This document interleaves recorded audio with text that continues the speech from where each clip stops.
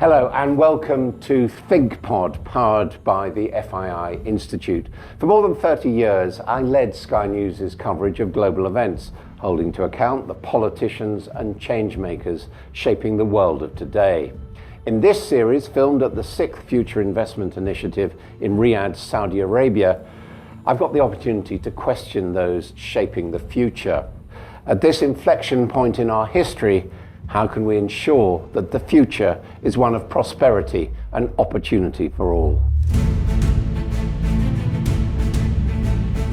This episode, we're joined by Professor Tony Chan, who's the third president of King Abdullah University of Science and Technology. Our role in the ecosystem is research and graduate education and innovation. Tony oversees an institution dedicated to a new age of scientific achievement, investing in humanity by nurturing innovative young minds.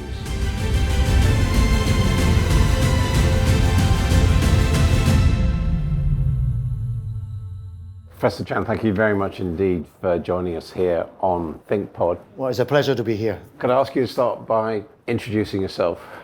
I'm the president of the King Abdullah University of Science and Technology, which is in the Kingdom of Saudi Arabia on the Red Sea coast. I've been here about 4 years in that role. Before that, most of my career was in the US. So I was educated, higher education. I was at Caltech, Stanford, and then Yale, UCLA. And I work in the US science funding ecosystem. I work in the US Natural Science Foundation. And for about a decade before I came to the kingdom, I was president of the Hong Kong University of Science and Technology. I was born in Hong Kong. I left when I was a teenager. So I've lived in the East, in the West, and now in the Middle East. So you're a mathematician by training? Computer science, actually. Computer scientist. Computer scientist who's moved into administration. Yeah, I was asked to join the math department. I told them I don't have a degree in math, but they don't care. As far as, I think you call it KAUST, don't you? The King Abdullah University of Science and Technology. Tell us about that. How long's that been going? So as the name suggests, it was a vision of King Abdullah, who's the older brother of King Salman, the current king. I think the idea came about 2006 or so. I think what I've read is that he wanted to bring the kingdom to the new modern era without relying on oil forever, because oil is going to run out. And what are you going to rely on? Technology, innovation. Those are the two things. So that's why KAUST was founded. There was nothing like KAUST before that in the kingdom. We are research focused, no undergraduate students, very international. Most of our professors are not from Saudi Arabia. We have maybe just under 10 out of 200 faculty. Maybe now a third of our students are from Saudi Arabia, the rest from all over the world. Only a third? Only a third, yeah. That number is increasing because we don't have a quota, how many, right? We just have quality as the threshold. But so this has increased the percentage of Saudi students and Saudi faculty. That's because the quality has gone up, and this is what we want to see. So it in a sense, it's subsidized for foreigners as well as for people from Saudi Arabia? No subsidy, it's just independent. We have an endowment, so if you are hired as a faculty, it doesn't matter whether you are Saudi or not. You're treated like everybody else, students too. And why would people choose to come to KAUST? That's a good question. Yeah. Well, for Saudis, they want to serve the home country, and if they're in science and technology, now there's a place where it can let them realize their dreams, so to speak, right? But for the expats like me, there's several reasons. One is the vision. So the King Abdullah's vision is to revive what's called the Islamic House of Wisdom tradition. 1,000 years ago, the center of human civilization, it was argued, was in this part of the world, Baghdad and so on. So their vision is to bring the best from around the world, let them do what they do. So that's another, many people are attracted by that vision, including myself. The second is you have to have support to let people do the work to realize their dream. So we have very good research support. If we hire you as a professor, we give you guaranteed support every year. You'll be reviewed, but you don't have to write a grant every year, which in, let's say, the UK or the US, I'm very familiar with. You have to give, 3 or 4 or 5 grants to get going at any one time in order to do that. Yeah. And then in addition, we have world-class research facilities. An example is that we have a ship that goes to the Red Sea and do research. We have a supercomputer The supercomputer, when it was new, it was the fastest supercomputer in any university in the world. Okay, and we are now going to the third edition. And in addition, we have many other equipment, and the faculty have access to. What difference does it make compared to your previous work in Hong Kong? That's a good question. As I said before, KAUST is the first of its kind when it was founded. When I was in Hong Kong, the university I was head of was the third university in Hong Kong, and there were 8 public universities. So the environment's a little bit different. And Hong Kong, as you know, is a financial center of the world. So the motivation for doing science and technology is a little bit different. For example, we are right next to China, as you know, right? We're part of China now, before it was next to China. And right across the border is Shenzhen. Shenzhen is the Silicon Valley of China and has a potential to be that of the world. So we're right there. So many universities in Hong Kong and people in Hong Kong are doing things in Shenzhen. So the environment is very, very different. There's nothing like that here. I mean, that was really what I was driving at. Do you find that you're pursuing different things at KAUST from what you pursued? No. In a way, the ambition, the goals are the same. And that is you use innovation, science and technology, human capital development to better the country you are in and hopefully also benefit humankind. So, for example, we do energy, environment, water, food, and so on. Those are global problems. I'm wearing the UN SDG. All of those are relevant to the world, but it's also relevant here. So the goal is not different. I think the way, the means you have to achieve those goals are different. But one different goal is modern computer technology. As you say, Hong Kong, China are in one place, whereas Saudi Arabia's... Yeah, in a different stage of development. Yeah. But it's moving very fast. So, for example, in the kingdom, there's always been technology associated with oil exploration and refinement, right? Saudi Aramco is the world's largest oil company and largest company per se, period. So they have a lot of research, a lot of expertise there, but it's probably not as diverse. But is that part of KAUST as well? Yes, we work closely with Saudi Aramco. In fact, our physical campus is built by Saudi Aramco. We are not part of the Ministry of Education. We are independent with an independent board. So we work closely with them. In fact, our technology will be industrialized by Saudi Aramco. But in the kingdom, there are many more projects going on. There are giga projects, like NEOM. You probably heard about that. Yeah. It's advertised in Knightsbridge. Okay. Yeah. So this is building, completely green energy, growing food in a renewable way, tourism, sports, studying the Red Sea, and all that stuff is going on. 10 million people are going to live there, I don't know, in 20 years or something. And at your university, you're developing solutions, I suppose, for living. Well, we're partnering with them. They are more privatized. They have companies and all this. We're not in the business, right, of this, but we're the science and technology partnership with them. For example, they are interested in the Red Sea. Obviously, they are on the Red Sea, so are we. Yeah. And so if you want to study the Red Sea ecosystem, you can turn it into a business, but you also need to understand the science of it. Otherwise, you cannot really commercialize things. So biology is a large part of it. Biology is a big thing. We have something called Red Sea Research Center. We have a ship, as I said, we can go to do things. I tell you one project we are doing with NEOM. So there's an island off NEOM. It's called Shusa. It's an island. Right now it's uninhabited. Not very big. But I think the NEOM has a plan to build that into a tourism center, but all eco-friendly. So we are building the world's largest coral reef garden on the reef of Shusa Island.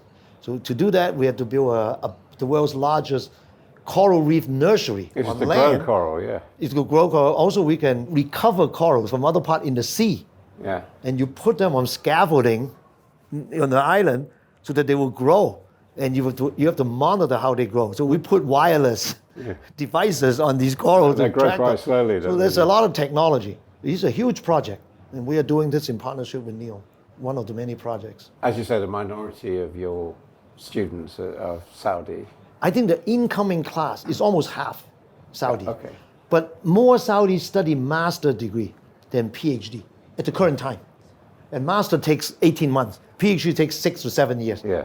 So if you take a snapshot of the student on campus. It's more like what I described. Now, what I was going to ask you about, are these people who by and large have had to go outside Saudi Arabia for their undergraduate or possibly this? That's a good question.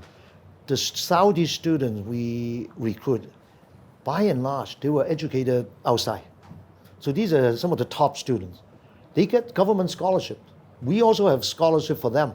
So they apply to the MIT, the Oxbridge of the world. If they get admitted, they get the scholarship. Then when they graduate, we try to get them back to study their PhD and master degree here. This is the new thing in the kingdom. Before there was not this opportunity for them to come back. So some of them will stay.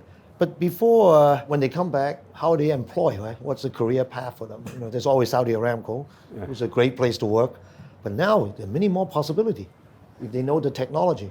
This is what FII is about. They can build their own company. I mean, what I was wondering was whether you see being built beneath you, if you like, a pipeline in education and then undergraduate universities domestically that will be able to supply. Oh yeah. It's a pipeline or an ecosystem.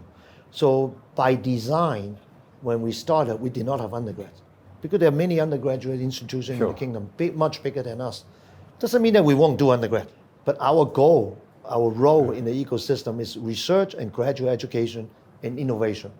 So that's enough, for a small place like us to keep us busy. No, I understand. No, I'm just interested in obviously part of what this is about Saudi Arabia opening up to the rest of the world, but also making the best of its own resources at home. And Very much so. And as you know, there are many young people I'll give you an example. So obviously our Saudi student, after they graduate from our place, many of them stay in the kingdom. They work for the large companies like Aramco, SABIC, and also start their own business. But what is striking is we also have a lot of international students. A large percentage of them, close to 30% of the international students, they stay in the kingdom. They work for the same companies. They start their business. Some of them are here. There are several companies founded by international students, partially funded by FII in the kingdom. because they see opportunity. They see opportunity. You have, first of all, they get an education at KAUST that enabled them to found this company. Yeah. Second is, they see that this country is growing. There's a huge market behind it, and there's funding. So why not?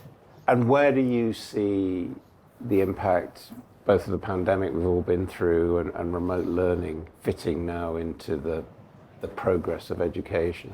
It's a great question. The pandemic is not over yet. Yeah. But I still remember 3 years ago, about March 2020. Pandemic hit Saudi Arabia. The kingdom stopped all flights. No flights in and out of the country. So we have our people stuck outside. And some stuck inside, cannot leave, okay? And we have to stop all the classes, right? Because you're not supposed to gather. And all the research lab, because you cannot go. What do you do? Nobody has experienced it before. So it's a crisis. So I actually issue a statement to the community. I recall, I'm ethnic Chinese, right? I said, the word for crisis in Chinese consists of two words. The first word is danger. The second word is opportunities. So I said, hey, let's focus on opportunity. We have a role. We are a University of Science and Technology. What can we do? You know what I did? I referred to the Isaac Newton example. So, he was a professor at Cambridge. Mm-hmm. The bubonic plague was happening. So everybody was sent home. So he went back to his home. I don't know where it was, but not in Cambridge or where he was a professor. So during that time, he invented calculus and other things. So I issue a statement, a message to the faculty. I said, you can be like Isaac Newton. What can you do to deal with the pandemic? Now, we don't have a medical school. We don't have a school of infectious disease, but we have great scientists, and they are trained. So I'll give you an example. A lot of our scientists say, okay, can we do a better PCR test? Cheaper, faster. They did, because at the end of the day, it's biochemistry. Can you devise a better testing, administering, company? It's not easy, right? You need to train people with the lab. And the spin-off company was formed. It's called NeurDX. It's one of the companies that is formed. Can you design a regime, a testing regime that can detect not just this current coronavirus, but there's a whole family of them, the SARS from some years ago. Yes, we have people doing that. So they are the pipeline. The only regret I have, they are not being commercialized as fast as I would like. So a lot of people respond. So I think the lesson I learned from that myself is you cannot mobilize when a crisis comes up. without giving the foundation, without investing in the foundation. So at KAUST, or for the kingdom, we have an investment in KAUST. We have top brains. They have top students, and they can pivot. But you cannot pivot if you don't have the foundation. That's why we have Oxford. That's why we have Harvard, MIT, right? It's the same thing. They are not built to build companies. But as you know, there are people now who say, the idea of university, of gathering students together is outdated. You can do it online. Oh, let me comment on that. Yeah, let me comment on that. So we have to adapt. All of a sudden, we do online education. That is the easy part. Our faculty, actually, some of them like it because then they can prepare at home, you can reach more people. The difficulty is the lab part. Can you do lab on Zoom? No, you cannot do that. You can do some of it. So we kept our labs open, so we don't put them to sleep. We say we hibernate them. Yeah. So they're still going. Because for some of these labs, especially the biological one, once you turn them off, the species die. You cannot restart them. So I think there's a great potential. So we are learning how to adapt. Education is easy. So as a result, for example, we are now doing more online courses, not in response to the pandemic, because we learned from the pandemic. So for example, we are bringing classes to Riyadh. You can also do hybrid. You can do physically present classes, but you can also do online. So a lot of hybrid things are happening. This is happening all over the world. And finally, your ambitions, your goals for the next decade? I want to remain engaged. As long as my health, my passion is still there, I want to be engaged. I want to be able to have an impact. So I'm continuously learning. That's actually, everybody should do that. The learning doesn't stop when you get your degree. Professor Chan, thank you very much. Welcome. In these turbulent times, don't forget to like, comment, share, and subscribe to Thinkpod for more insight and analysis.